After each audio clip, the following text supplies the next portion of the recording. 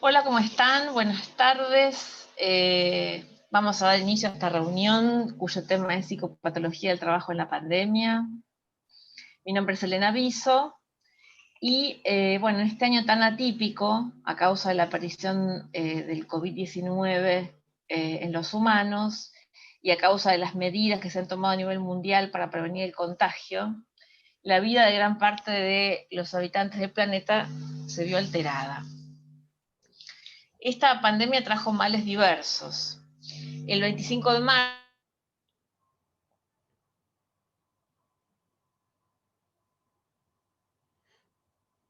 Beatriz Baco, quien dirige la plataforma virtual Comunidad Russell, me invitó a que escribiera un artículo sobre la pandemia. Y lo primero que pensé fue en el cuidado de los que nos cuidan en la pandemia de coronavirus, 25 de marzo del 2020. Y es un primer texto donde yo trato algunas de las entidades clínicas, burnout, fatiga por compasión, que son de aparición previsible en el personal de salud del sistema público y privado también, ¿no? O sea, trabajadores afectados a causa de la exigencia de este momento de emergencia por dos entidades, una es el agotamiento extremo, burnout, y el otro es la fatiga por compasión. ¿Qué es la psicopatología del trabajo? Para quienes nos van a ver en este video y no conocen el campo clínico, es el análisis del sufrimiento psíquico resultante de la confrontación de los sujetos, de las personas, con la organización del trabajo. Y la organización del trabajo es, en nuestro sistema económico, es un concepto también político. Por eso clínica y política para mí están claramente entrelazados en la psicopatología del trabajo. El autor, quien funda el campo psicopatología del trabajo, es Christophe Dejour. Yo aún no he encontrado, ningún texto hasta ahora, les decía hoy al inicio, mientras esperamos a iniciar, no he encontrado textos ni publicaciones sobre psicopatología del trabajo en la pandemia. Pero nosotros sí vamos a hacerlo en lugar porque nos importa la salud mental de los que trabajan. Y voy a leer dos párrafos de un texto de Mariela Hermacora, una ex estudiante, una ex alumna del curso Psicopatología del Trabajo que dicto en la Asociación Argentina de Salud Mental, para poder situarnos de qué estamos hablando, para encontrar un ejemplo vívido, ¿no?, de aquello de lo que estamos hablando. Mariel, en su texto, voy a leer párrafos, no lo voy a leer todo el trabajo, y le mando un gran saludo. Mariel seguramente va a ver este video. Ella es psicóloga y trabaja en un hospital público de Gran Buenos Aires.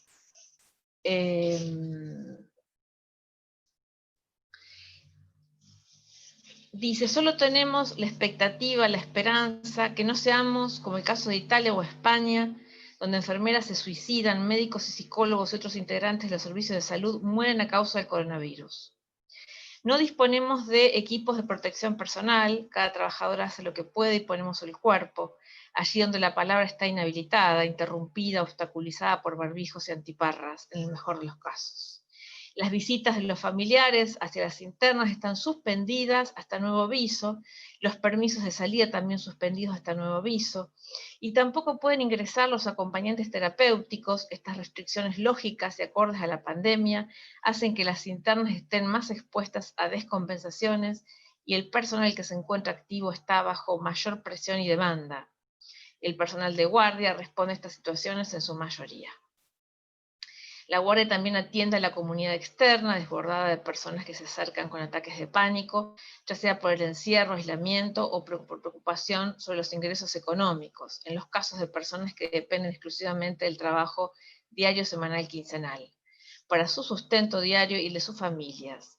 También hago la aclaración que los distintos municipios del conurbano habilitaron teléfonos para asistencia psicológica a la comunidad, en los cuales la respuesta suele ser: vaya a la guardia del monovalente especializado.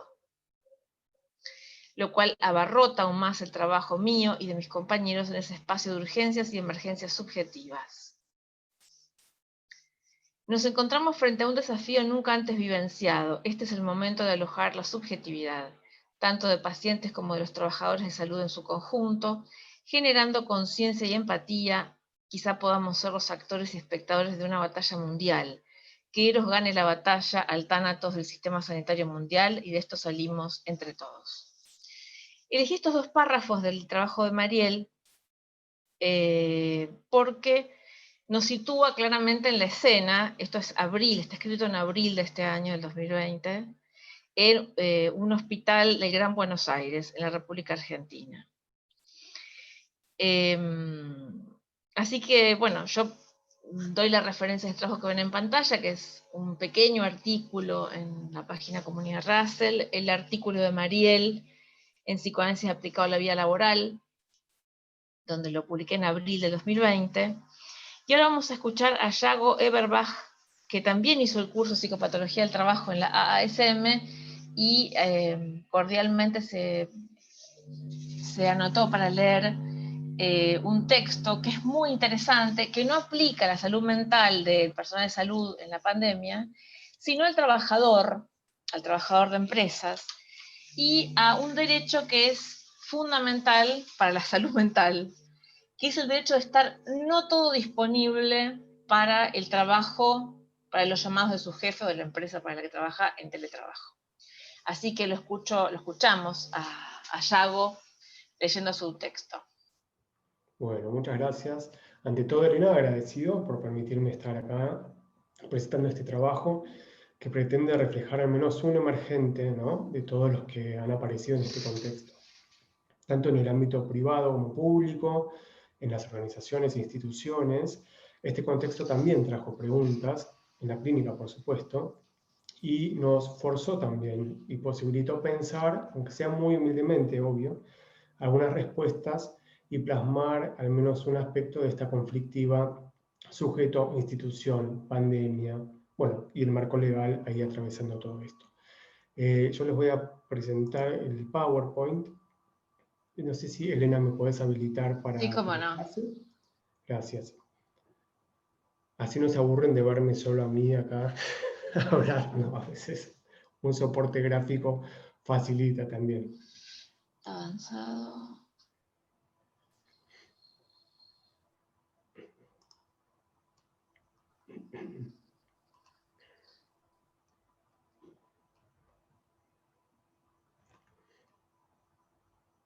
Aquí están todos los participantes. ¿Puedes ahora? A ver. No, no me está permitiendo. Ah, porque estás vos ahí, me parece, compartiendo. ¿Ahora? Ahora sí, perfecto. A ver, avísenme si lo pueden ver. Muy bien, perfecto. Buenísimo. Gracias, Elena, nuevamente. No, por favor. Bien. Durante la década del 70, en plena crisis del petróleo en Estados Unidos, el físico e ingeniero Jack Mills comenzó a pensar nuevas formas de optimizar los recursos no renovables.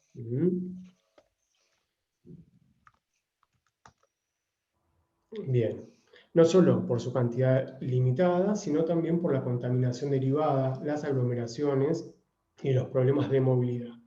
Para optimizar estos recursos, ahorrar energía y evitar los problemas de transporte, su primera idea fue llevar el trabajo al trabajador. La actual pandemia fuerza a distintos sectores de la comunidad a actualizarse y apropiarse del teletrabajo como recurso alterno para continuar con las actividades económico-sociales. Ciertamente el teletrabajo tiene aspectos positivos, de hecho hay un montón de estudios que dan cuenta de esto, en tanto otorga una soberanía sobre la organización del tiempo, mayor libertad para coordinar el trabajo con las tareas domésticas, los ahorros de tiempo, de dinero y, por qué no, también el estrés que conlleva el trabajo diario, ¿no?, trasladarse y demás. No obstante, esto no aplica a todos los trabajadores y trabajadoras, ya sea por las exigencias del empleador, por la posición subjetiva y características del entorno del trabajador, por la pandemia misma o el interjuego que se da entre todas estas. En este sentido, el contexto actual habilita a cuestionar de qué manera impacta esta modalidad de trabajo cuando no está claramente normada. El teletrabajo se define, entre otras cosas, por la deslocalización del puesto de trabajo, que requiere de un autodominio de los ritmos y tiempos. Así se ponen en marcha nuevos dispositivos tecnológicos que implementan la noción de sujeto activamente responsable, creando un nexo moral de identificaciones y lealtades mediante los mismos procesos en los que parece representar sus opciones más personales. En tal sentido, en la experiencia del trabajo, el vínculo individual con la tarea puede ser sin duda fuente de gratificaciones narcisistas. De esto de Schur habla un montón, ¿no? Sí. Sin embargo, el acceso al placer no se reduce a su dimensión solipsista, sino que depende igualmente de los vínculos de trabajo establecidos con los demás. En el teletrabajo, los vínculos con los compañeros, con la grupalidad, lo colectivo laboral, pareciera debilitarse, ¿no? En efecto, el prefijo tele refiere a distancia y lejanía. Emerge así entonces la amenaza de desarmar las construcciones defensivas que protegen del sufrimiento generado por las restricciones reales del trabajo. Construcciones defensivas elaboradas y mantenidas hasta ese momento de manera grupal. Se observa entonces en estos dispositivos la construcción de un diagrama de poder que trae aparejadas nuevas formas de gobernabilidad, es decir, tácticas y técnicas que hacen a la construcción y control de los sujetos y que inevitablemente implican sufrimiento.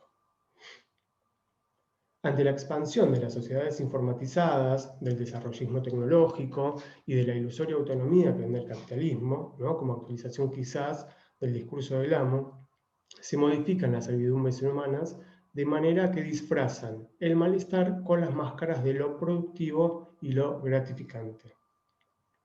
En este escenario que ya se venía gestando, irrumpe la pandemia favoreciendo la resquebradura de las tramas simbólicas personales y colectivas con las que se contaba, dando lugar así a un nuevo real para este siglo XXI. En este contexto pandémico han proliferado diversos estudios a nivel mundial que refieren no solo a los beneficios del teletrabajo, como hablábamos antes, sino también al malestar laboral y subjetivo que produce. Un estudio internacional llevado a cabo en Asia, Europa y América, tanto Latina como Norteamérica, da cuenta que el teletrabajo impactó negativamente, que repercutió en la salud y en el ámbito familiar, y que las empresas deberían respaldar más a los empleados. Vean que se trata de más de un 75% que opina de esta manera. No es poca cosa, un 75-76% es bastante. Sí. Asimismo, refleja también las nuevas presiones derivadas de la pandemia. Agotamiento, más horas de trabajo, cargas inmanejables, aparece lo rutinario, lo tedioso, como decíamos antes, combinar esto con la vida dentro de su casa y la familia, ¿no? Empieza a aparecer todo este tema. ¿Qué pasa en nuestro país? Bueno, en nuestro país quienes han implementado con mayor intensidad la modalidad de teletrabajo han sido enseñanza, información y telecomunicaciones, que bueno, por ahí era más esperable, administración pública y salud también. Resulta muy interesante datos arrojados por una encuesta que hicieron este año en CETERA, que indica que el 80% de los y las docentes dedican hoy más tiempo al trabajo que cuando había clases presenciales. Y en el nivel superior, este porcentaje asciende al 87%. Es decir, una barbaridad. En esta otra filmina es interesante ver bueno, que el WhatsApp es el recurso más utilizado. No hay que olvidar que se trata de una aplicación que apareció para hacer de uso personal, ¿no? Y de hecho los dispositivos para usarla no son provistos generalmente por el empleador, que aparecen también cuestiones ligadas a la ergonomía. De hecho, el 64% de las y los docentes indican que no tienen espacio o mobiliario adecuado, y por supuesto aparecen los malestares físicos y mentales. En la de abajo a la derecha, ahí se ve, ¿no? Más del 50% habla de estrés, bueno, habla de cuestiones de fatiga visual, los malestares típicos de el estar mucho tiempo a disposición de las tecnologías de comunicación. Muy bien. Todos estos datos dan cuenta entonces de un sufrimiento producto de las exigencias actuales del trabajo en este contexto pandémico, a las que se suman también las exigencias del forzoso ajuste subjetivo a las nuevas modalidades de organización laboral, ¿no? Que es más o menos lo que venías comentando vos antes también. Siguiendo a Dajour, mientras que las condiciones de trabajo conllevan impactos sobre la salud del cuerpo, la organización del trabajo tiene repercusiones sobre el funcionamiento psíquico de los sujetos.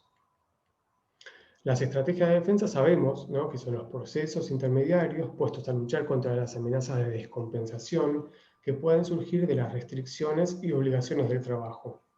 Sin embargo, tales estrategias pueden verse obturadas, inhibidas, desbordadas, haciendo que fracasen los recursos al servicio de una tal resistencia. El sufrimiento puede así volverse patógeno e impulsar al sujeto hacia la enfermedad. Algunos de los fenómenos clínicos que aparecen producto de esta teledisponibilidad, y cuando hablamos de teledisponibilidad es de estar al servicio, ¿no?, del otro. De hecho, mediante la utilización de las tecnologías de comunicación, es lo que decíamos antes que aparecían en las filminas, el uso de WhatsApp y demás. Si bien uno puede elegir no leer el mensaje llega, ¿no? Y uno sabe que hay algo ahí que está esperando, ¿no?, que demanda una respuesta. Algunos de estos fenómenos clínicos que aparecen producto de esta teledisponibilidad, entonces dan cuenta de un sufrimiento emparejado al estrés en algún sentido, ¿no?, entendido como resultado de un desequilibrio entre las capacidades de respuesta efectivas frente a estas situaciones provenientes del entorno, ya sean afectivos o personales. Muy bien. En toda esta entramada compleja se hizo imperativa la necesidad de una norma que explique el fenómeno y que lo regule al mismo tiempo, ¿no? Así surgió la ley de teletrabajo, que en nuestro país, está buenísimo hablarlo también, fue muy rápido cómo se construyó, se pensó, se votó y se aprobó, ¿no? Si bien esta ley ahora está sancionada, recién va a entrar en vigor 90 días después, a partir de la finalización del periodo de aislamiento. Que esos son los grises que todavía están hoy, porque todavía no está en vigor.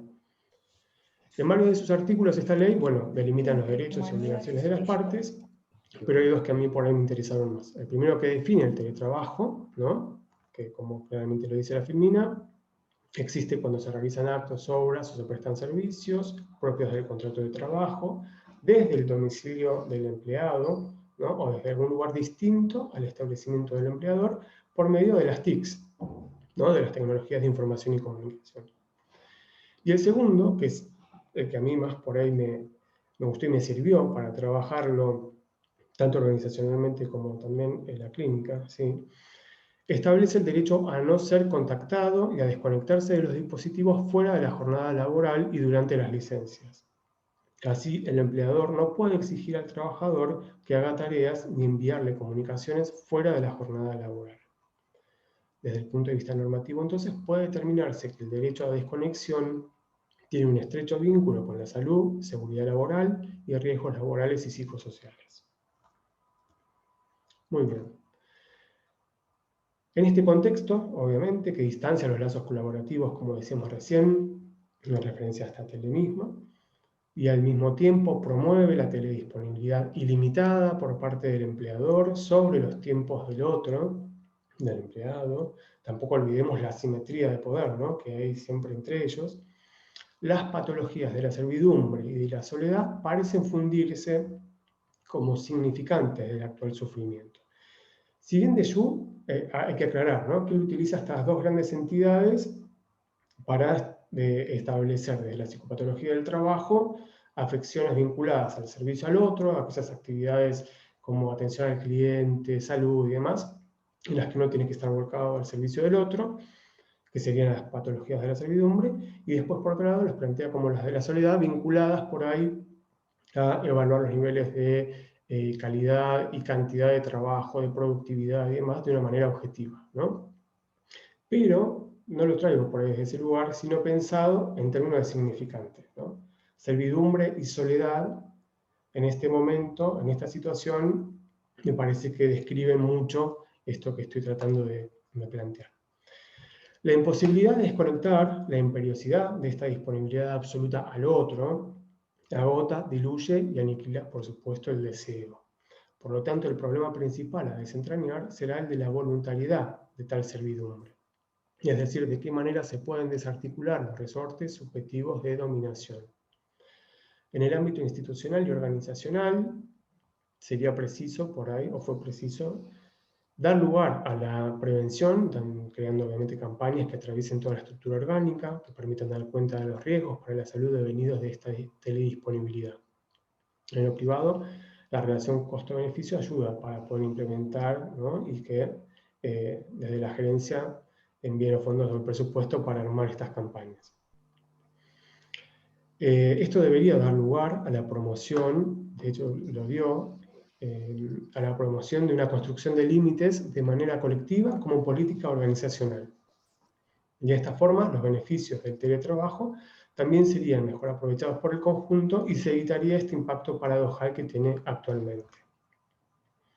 En la clínica, por otro lado, fue propicio dar lugar también al trabajo sobre los límites, ¿no? Procurando degradar los rastros de alineación al otro, virtual en este caso. Y construyendo, en la medida que se fue posible, los límites que la ley nos otorga en un trabajo de contención e interpelación. Esto implicó participar en la construcción de una armadura simbólica que permitiera hacer frente a estos nuevos imperativos y a la falta de garantías propias de la incertidumbre y el sentimiento de desvalimiento y orfandad, que fueron bastante escuchados, la verdad, desde la clínica, ¿no? Bueno, de hecho, esto también uno lo veía en medios y todo lo demás. No se trató simplemente de brindar los significantes que den forma a la posición subjetiva en el espacio analítico y en relación a esta demanda inagotable del otro, sino de interpelar la posición como tal, ¿no? Entendiendo que el coto impuesto al goce posibilita el sostenimiento del deseo. Sabemos que en la concepción estructurante del psicoanálisis, la dialéctica del deseo y de la ley implica que para el sujeto el deseo solo se enciende en relación con la ley, ¿no? Por lo tanto, podemos pensar en definitiva, así como para cerrar, que no hay deseo sin ley, ¿no? Así que bueno, esto es más o menos lo que pensé, ¿no? Muy humildemente, igual lo digo. Bueno, lo que vos llamás se escucha, ¿no? Sí. Es un material interesantísimo, Yago, porque yo no he visto ni buscando en la web, no he encontrado otro material de este tipo. Creo que una de las aplicaciones, de las muchas que pueda tener, esto se puede abrir y de hecho podría ser material hasta académico, ¿no? De enseñanza para grado y posgrado también. El gran otro de las redes sociales, ese gran otro del que vos hablás, me parece muy interesante a desarrollar, ¿no? Cómo esta vida de teletrabajo se vuelve formalizable en el grafo del deseo de Lacan. Es posible formalizarla. De acuerdo. Otra cuestión muy interesante es el trabajo, viste que en tus cifras, en tus porcentajes, aparecía el trabajo, la docencia a distancias al 100%. Sí, exactamente. Que se De hecho, está escuchando. este trabajo fue inspirado en el ámbito institucional, ¿no? ¿Vos estás dando clase también a distancia? Ah, ¿en sistema público? En ambos. En ambos. En el público fue mucho más complejo, ¿no? Sí. En el privado hubo otra organización también correspondiente a la disponibilidad económica, me parece, Claro. en los que se contaba. En el público costó un poco más, de hecho todavía seguimos trabajando y sigue costando. Porque no hay tradición, casi no hay tradición. De hecho, había mucha resistencia en el sistema público entre los docentes a enseñar a distancia antes de la pandemia. Había mucha resistencia. Bueno, la cuestión circula en el periodismo, en los medios de comunicación, de que no hubo clases en la pandemia. Cuando en realidad es una locura porque justamente los docentes que trabajan en el sistema público han hecho teletrabajo todo el tiempo. Sí. Padeciendo de este sin límite. Tal cual. De recursos, poniendo recursos propios y tiempo de más, porque la administración del tiempo en el teletrabajo es un arte para el que no estaban capacitados los docentes que no tenían tradición de enseñar a distancia. Tal cual. Todo eso trae efectos. Ujú. Así que en tu trabajo yo encuentro muchas posibilidades de desarrollo. Sí, Y les saludos a Mariela, que se está despidiendo. Chao, Mariela, muchas gracias por inscribirte. gracias, María. Digamos, trae muchas posibilidades de desarrollo tu trabajo. Y sería interesante que vos no sé si lo tenés pensado publicarlo en paper, en algún paper, en alguna revista académica, Sí, sí, era la idea, pero como sí. un primer paso hacia otro, porque va a haber mucho más tema que va a surgir en 2021, Sí. porque evidentemente este trabajo a distancia, estas posibilidades de trabajo que surgieron, o estas formas de trabajo que surgieron este año, de Ujú. modo compulsivo por la emergencia, van a derivar y van a reconfigurarse para el 2021, con su Sí, sin impacto en duda. la salud mental de los trabajadores. Sí. De hecho, ya esto se venía gestando y se venía pensando, ¿no? Ya se estaba, desde las grandes organizaciones, se venían pensando y dando en el ámbito privado estas posibilidades de ir adaptando lo mixto, ¿no? Un poco en casa, teletrabajo, un poco en la oficina. Claro. La pandemia obviamente adelantó y aceleró mucho el proceso de virtualizar el trabajo, ¿no?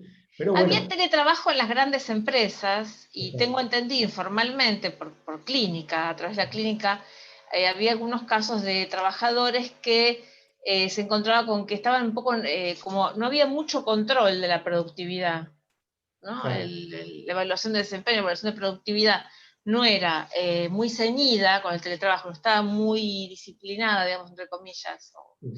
instituida, no estaba profesionalizado el seguimiento, estaba en retirada del teletrabajo. Y lo que hizo la pandemia fue precipitarlo, ¿no? Tal cual, tal cual. De hecho, bueno, yo trabajo en una empresa, una consultora que presta servicios de IT, de sistemas, hace más de 10 años que estoy ahí en recursos humanos, y sí, ya se venía implementando hacía rato, porque realmente tiene muchas ventajas el teletrabajo, y también hay formas como de Y más controlar la en ese rubro económico. Claro, tal cual, por Se eso, presta muchísimo el tal IT cual. para el teletrabajo. Es Sí, la cultura, digamos, del teletrabajo. El exactamente, IT. exactamente. Ahí fue como más fácil implementar todo esto, ¿no? De los límites, de lo legal, de, Fue bueno, apagar. tu campo de investigación. Exacto. Después Ajá. en lo público, está bien, es otra la estructura, ¿no? También. Y otras las defensas, si se quiere, ¿no? Los mecanismos a los que uno pueda recurrir para decir, bueno, hasta acá. Después de las 6 de la tarde no me llames más, ¿no? A veces cuesta eso un poco. Pero bueno, me parece que se está laburando un montón sobre eso también. Ajá.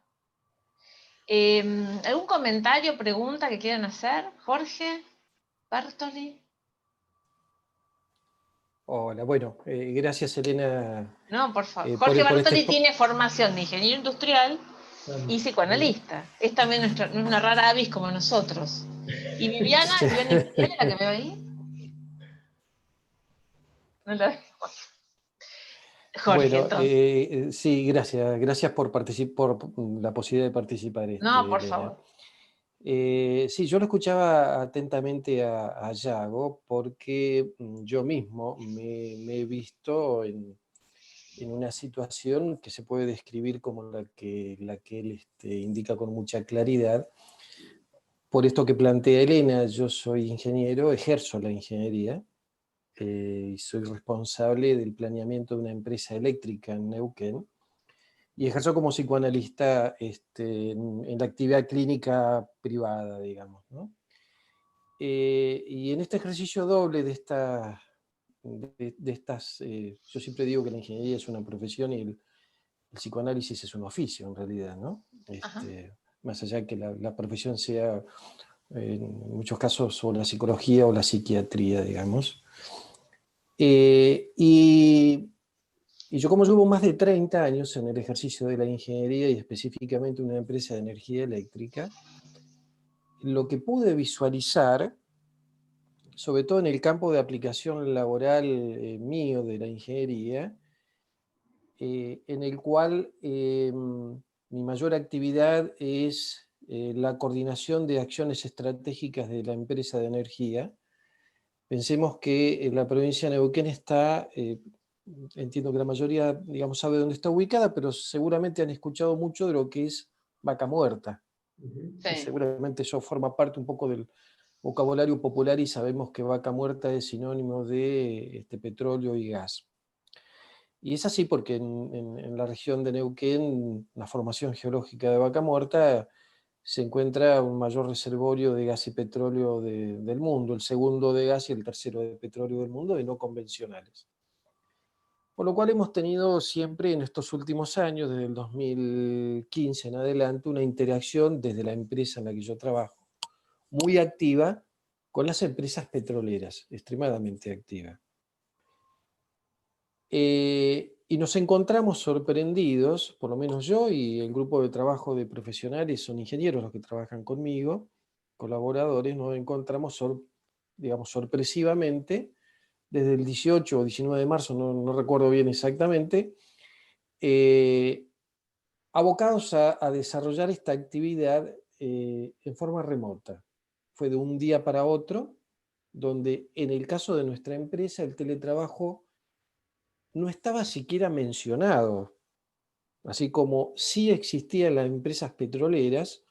El contacto que yo tengo, por caso con la mayoría de ellas, quizás como dice Yago, hay un poco, había algunos indicios, algunos sectores dentro de las organizaciones empresariales privadas, de pronto petróleo, tienen instalado el sistema de teletrabajo. Nos vimos obligados a rápidamente a acoplarnos a una modalidad de trabajo sumamente extraña para mi caso y para el grupo de colaboradores, porque estábamos acostumbrados, si bien al uso de la tecnología, sí, a poder desarrollar un vínculo profesional y estratégico con el resto de las empresas en forma virtual.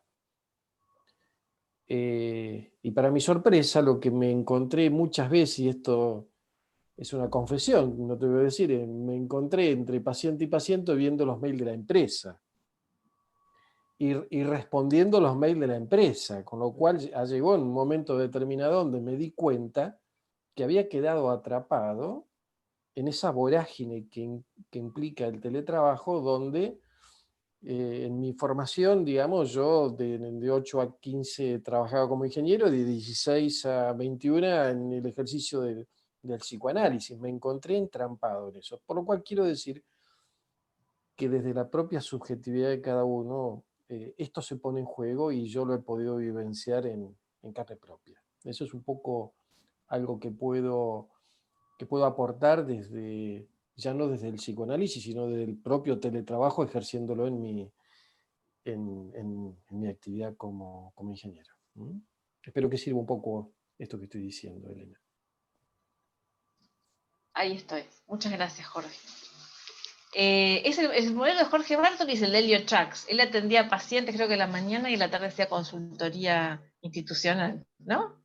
Creo que lo dice, era psiquiatra Elliot Chaks. Y Tengo trabajaba en entendido ese que es entonces, así, sí, tal cual.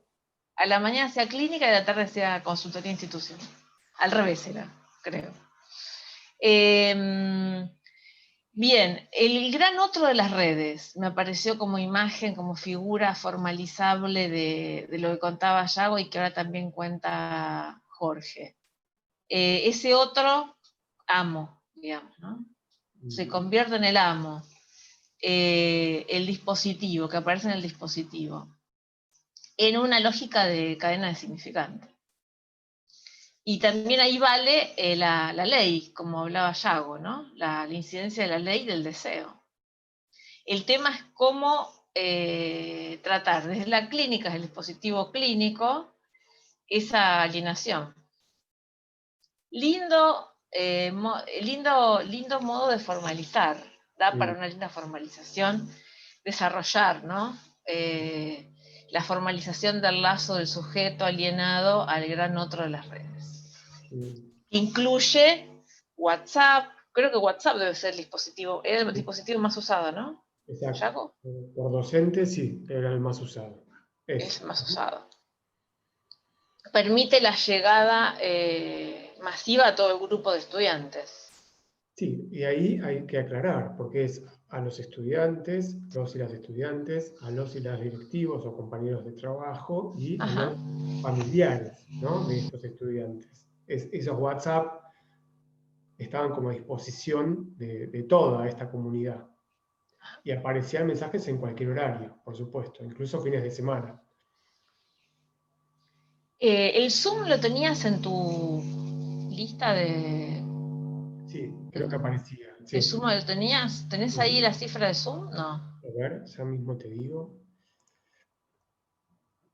Porque el Zoom también, no solamente recreativo, el Zoom recreativo se ha usado para todo el Zoom, también para la clínica. Sí, de hecho, bueno, el Zoom fue una gran herramienta y en muchos casos ha facilitado, porque te brinda un montón de posibilidades el Zoom, ¿no? Sin duda. Pero, de última, en el Zoom uno puede decir cuándo, ¿no? Cuándo organiza los encuentros, ¿no? Pero el tener el celular ahí y que esté todo el tiempo sonando o apareciendo mensajes, me parece que eso nos convoca desde otro lugar, ¿no? Claro, no tiene medida. Es totalmente Exactamente. intrusivo. Es Sí, muy vía intrusivo. Zoom el 23%. Por Al Zoom, 23. 23%. Meet, Skype, otros. Claro, es mucho más esclavizante, es más alienante, creo yo, el WhatsApp, ¿no? Como dispositivo. Lo habrás observado por ahí en tu zona de investigación. Sí, aparece eso y en la experiencia personal. ¿No? Esto que decía Jorge, sin dudas también, ¿no? Un poco a todos nos debe haber sucedido en algún momento de tener que decir, bueno, a ver qué estoy haciendo, cómo organizo todo esto, ¿no? La No sé. administración, lo que se llamaba en la vieja época, por ahí, Jorge, has tenido o has dado cursos de administración del tiempo en Sí, sí, empresas. sí, La sí, tal formación cual. gerencial. Los Sí, sí, clásicos eran administración del tiempo, el otro era reuniones productivas exactamente, sí, así es. de la consultora Andersen. Era mi referencia de aquellos de los años 90. Sí, sí, Me estoy dilatando con la edad. yo desarrollé algo de eso también Fíjate, en mi pasaron consulta. 30 años nada más. Bueno, Nada, ayer nomás. Andersen, consultora que desapareció Ajá. tras tristes hechos o problemas que hubo. Bueno, Andersen tenía un kit de cursos de capacitaciones de gerenciales que incluían la administración del tiempo y en ese entonces no teníamos el problema de la alienación tecnológica que tenemos hoy. Tal Pero cual. ya el problema siempre, No el había tiempo, nada. la administración del tiempo, había mail, la administración del tiempo era un problema, siempre lo fue, ahora también lo es, Tal cual. administrar el tiempo. Digo, la versión clásica de considerar el problema, ¿no? La cuestión es que a nivel subjetivo, a nivel salud mental, a nivel psicopatología del trabajo, la figura es la alienación. Es la patología de la servidumbre, como la llama de Jung. Sí, tal cual. Lo que pasa es que por ahí antes me da la sensación de que uno iba, trabajaba 8 horas en la oficina, por ejemplo, ¿no? O donde trabajara, salía de la oficina y cortaba, ¿no? Con el Sí, lo que pasa trabajo. es que, al menos el modelo que yo conocí, también había la cultura de quedarse más tiempo en el trabajo de lo que correspondía.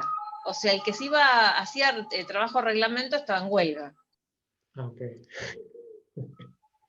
Y ahí tenemos Sí, sí. efectos de todo orden en esa cultura de quedarse después de hora en el trabajo, más allá de que cortar el reloj, supuesto. Horas extras impagas, debo decir, ¿no? Entonces, era una cultura del compromiso con la organización. Había que Sí, sí, quedarse más de tiempo la disponibilidad absoluta de tiempo. Ni hablar de los puestos de secretaria, que ahí entramos en temas de género. Los puestos de secretaria eran en algunos casos totalmente sin alienadas. horario. No, pero aparte estaban tremendamente Servidumbre. alienadas a los jefes. Ahora, nada dice que sea distinto, nada más que es virtual. Y la cuestión es esta intervención de la que hablaba Yago de poner límites, de que sea posible, de que haya un tiempo del trabajador que no esté disponible para el jefe. Porque la adicción al trabajo existió siempre. El gerente que se quedaba noche y día, ¿no? Llegaba a las 6 de la mañana y se iba a las 12 de la noche, 11 de la noche. Por razones varias. Uno diría, en un modelo como el modelo alemán, eso es ineficiencia. Porque el proceso, si es correcto, si el proceso es con permiso de Jorge. Si el proceso es eficiente, no hace falta quedarse más tiempo. Eso diría un pensamiento eficiente, sajón. Pero estamos en Argentina, y la eficiencia es rara, digamos. Y había como una especie de cultura de quedarse eternamente, de vivir en la oficina. Hoy ya no es posible por la pandemia en la que estamos. Entonces, bueno, tenemos cómo se delinea el gran otro de las redes para pensar el grafo del deseo, la alienación de sujeto en las redes sociales, WhatsApp, en el teletrabajo. Tenemos la docencia a distancia y su efecto en psicopatología del trabajo, con también la falta de límites, el haber aportado tanto recurso personal, cuando escuchamos que en el periodismo no hubo enseñanza, y la hubo, nada más que a distancia, y con una urgencia que no tuvo preparada, no hubo modo de preparar ni capacitar a esos docentes para poder administrar el tiempo, los recursos, cuántas horas de Zoom, cuántas horas de escrito. Eso no estuvo pensado didácticamente. Fue la urgencia lo que llevó precipitó la enseñanza en este. Por ahí el segundo semestre fue en ese sentido, hubo un aprendizaje del primer semestre, pero no lo sé a nivel cuantitativo, no está investigado que yo sepa todavía. Bien, ¿algún otro comentario, consulta o que quieran hacer respecto de la cuestión?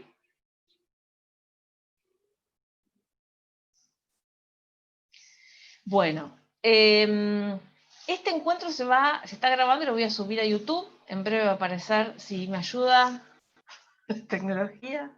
Estoy grabando en la nube, no en el browser, o sea que cruzo los dedos para que salga bien. La voy a publicar, Yago.